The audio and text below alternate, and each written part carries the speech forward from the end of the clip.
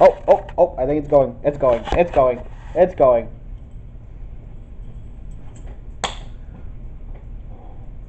Welcome, ladies and gentlemen, boys and girls, children of all ages. I am finally back with my comeback review. Now, it's been a while since I made a YouTube video. There was that time that I tried making one about The Mist that never really got off the ground because fuck reboots and fuck my life. Anyways, so, as my first review back, what do you think I did? Did I take it for a spin? No. Halloween 2018 almost got me to make a review. That might come later. But I feel like there's this one movie that needed justice done to it. Now, originally when I started this channel, my plan was to make it to review all sorts of zombie type of media. But I don't know, I just kind of was lost when I first started making videos. You know, real talk here, it's kind of hard to decide where your channel's gonna go. But there's this one film that I felt was kind of unfairly maligned and kind of pushed to the side and ridiculed. And I hadn't seen it. And I didn't see it because a lot of reviews said, nah, it's not worth the time, it's not worth the energy to track down. But I saw it for like $3 on Microsoft Store for a rental. And I figured, why not? With my love of zombies, and the fact that I was in a pseudo Boy Scout organization growing up, I think Scouts vs. Zombie needs a fair, honest review and look at. So that's what we're going to do today. We're going to look at Scouts Guide to the Zombie Apocalypse. Now, my first impressions upon seeing the trailer was, man, someone saw Zombieland and really liked it. So, you know, that's kind of the impression that you get from the trailer, and it's not an unfair statement, but I feel like it's not a complete statement, because, well, yes, I feel like this movie was heavily influenced by both Shaun of the Dead and Zombieland. And you gotta remember, it actually filled a gap, because for the last few years, since the first between the first Zombieland coming out and the sequel coming out,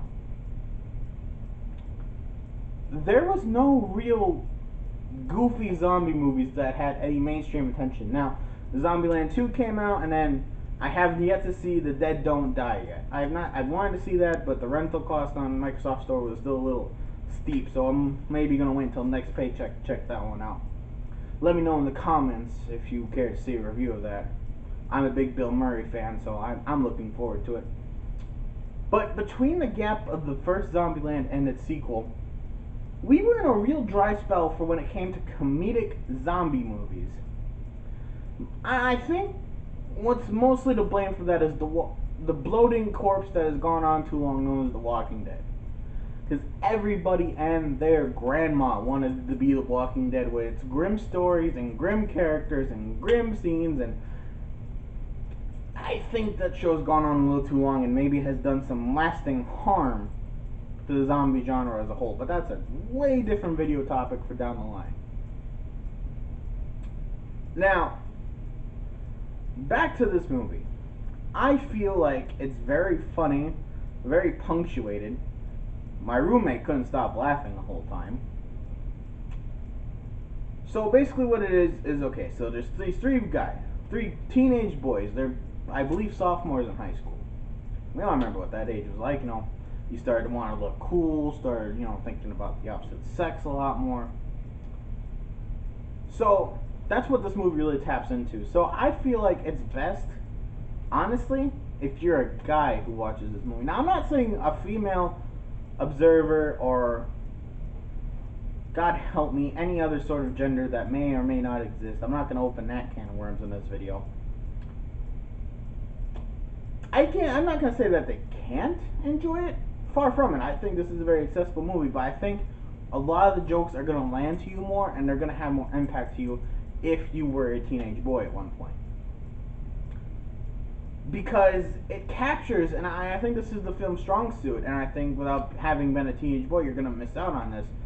Its strong suit is that it taps into that feeling of that when you were a sophomore or a freshman in high school of you haven't let go of all your little kids things yet. Like obviously these are kids still. These are guys are still in scouts for God's sake in sophomore year of high school. So you have it's that age where you haven't quite let go of all the childish things from childhood yet, but you're starting to understand more mature themes and concepts. And I think this movie's hidden strength, actually, is how it kind of splits that up between three different characters. Because what it does is it gives each character its own coming into adulthood mentality. So you got the kind of the leader, Ben. He's got the mature aspect of realizing that high school fame and glory is not going to last, and that it matters who your friends are. And also, he's got a subplot with his friend Carter's older sister that I ultimately think was nice little sweet payoff at the end. You know, a nice little happy ending to send the people home. But I think his main thing is realizing that chasing that high school and glory and fame is just going to fade out in the end. Now, Carter is the next one. He's kind of like that cool guy, you know, that kind of, you know, kind of an obnoxious guy, but kind of also could be funny at the same time. You know, he's still trying to find his niche in the world, and he kind of represents more of the sexual attitude of a guy that age. You know, a lot of guys are more interested in the physical aspects of a relationship at that age, and some guys unfortunately never grow out of that. But it's not something that you really necessarily do as a kid. Like, you know, it is a transitioning stage from childhood to adulthood. Just the more mature people eventually transition out of only caring about that. And then finally you have Ben, and Ben is basically the one that's all about loyalty and friendship, and he's also the most innocent and probably the most childlike out of the three. I know it's hard considering Carter's kind of a poon hound, but I mean most childlike, not like immature like, but just based off his innocence. Like he doesn't seem to have any interest in like females or that kind of thing. He seems to only care about scouts and trying to do a good job at that, and that's more of a little kid things. I also feel like adding in the older actress who plays the what was she? Oh yeah, cocktail waitress. She, on the other hand, she was actually pretty funny. She kind of actually, at first she kind of is a crush for the boys, but almost ends up being more of an older sister figure to them by the end, which I know sounds weird, but it's just the way the things actually play out. So far we got all these characters right. So here's the main story synopsis. So these three boys are going on a little camping trip. There's gonna be a nice little celebration because Ben is getting their like highest level badge, the Condor badge. But little do they know that the zombie apocalypse, and I think, well, it's not really apocalypse because it's pretty much wrapped up and it's kind of contained at the end. But I like how they didn't know what was actually going on until about halfway into the movie. I mean, you, the viewer, know what's going on because there's a cold open inside the lab where it all comes from. You, as the viewer, knows what's going on, but they don't know what's going on until about halfway through the movie. There's actually this pretty hilarious scene where the boys, two of the boys sneak into a strip club. You know, they're underage, so they had to sneak in. It's actually kind of hilarious and a little grotesque towards the end, but it's actually mostly hilarious. Now, after they find out that there's a zombie apocalypse, at first they're just trying to. They want to find their They want to find Carter's older sister and just basically GTFO. But along the way, after they send the cocktail waitress, whose name I can't remember off the top of my head, they send her away to get help. I kind of like how instead of one of the guys being like, "No, I will go get help," no, I think it's kind of cool that they actually send the badass female to go and get help. So eventually, they have to find out the party that the older sister went to, but they were given the wrong address because hordy dordy door, high school guys being jerks to each other. They were given the wrong address. So now they got to go back into town, find the older sister's journal because she would have wrote it down like that. And they got to find that journal, and then they got to figure out where the party's at. And I love a lot of the scenes. Like to me, a lot of like my favorite sequence to me is the little romp they have through suburbia. Like they start off at Carter's house looking for the journal. I'm not gonna ruin too many of the jokes because I think a lot of them are only gonna land if you don't have them ruined for you. But just a lot of them are funny, and I think the best part is the romp through suburbia. Now, eventually they do find the party, and after they've all geared up from going in a hardware store, and they start kicking some zombie rear end, and they start slaying the dead. And eventually they get all the living ones. They get all the living ones to run out, and it's just them trying to lead the zombies away. And basically they're gonna end up sacrificing themselves with a bomb that one of the scouts made up, and that leads to a pretty funny joke. But again, I don't want to spoil it. But they're gonna sacrifice themselves, and they make up, and they're all like friends to the end, da da da da da. And right as they're about to set off the bomb, the cocktail waitress, God, I wish I could remember her name, she comes back and basically pops out of nowhere and says, "Hey guys, there's this exit over here." Like, kind of just makes that whole scene, like a lot of people say, "Oh, it devaluates the scene." I don't think it devaluates the scene. I just think it makes it funny that they were all willing to sacrifice each other, that they were willing to sacrifice themselves to take out all the zombies. But eventually they end up getting the bomb to work, and they all dive out this emergency fire chute that a lot of industrial buildings have in case of a fire on a higher floor. And so basically they kill all the zombies in the building, and then eventually the military comes in and cleans everything up, and it's all a big happy ending. And the movie ends, and I think the movie has a really, like I said, a really nice sweet ending with Ben kind of getting with the older sister of his friend Carter. And Carter's kind of he's got a great zinger at the end, and that line just killed me at the end. Again, I'm not gonna ruin it for you because I actually want you to go see this movie. And that, after this little plot synopsis, that brings me to some positives and some negatives. Positives to start off with, I thought the jokes were very funny. I thought the four main characters were very well written, but they were also very well written. But they took a lot of cliches in, but they made them actually funny and kind of fresh.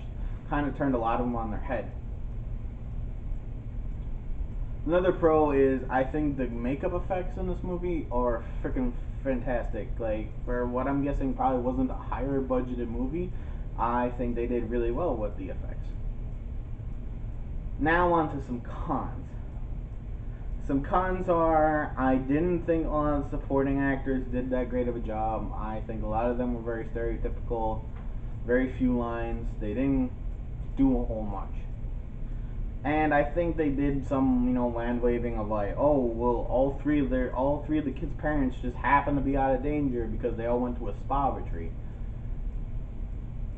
So yeah, I feel like there's some plot convenience and some wand waving, and that doesn't really take you out of the movie. I just feel like it would have been nice if they would have came up for a better reason why they didn't also have to rescue the parents, which I thought would have been a freaking hilarious, seeing your kid, come up and save you from like near certain death. I thought that would have been something funny. I wish they would have came up on that, but they didn't. So I guess the con I think is just all the missed opportunities for jokes and scenes that they could have came up with, and maybe a lot of it was just cut. Maybe it's on the cutting room floor. I don't know. But all in all, I would give this movie a solid 6.5 out of 10, almost 7 if it just wasn't for I feel like those missing elements and those kind of side characters that kind of drag it down a little bit. But I honestly think it's a good movie. It's a lot better movie than I think a lot of the reviews gave it credit for, and I think it's definitely worth at least a few bucks to rent it.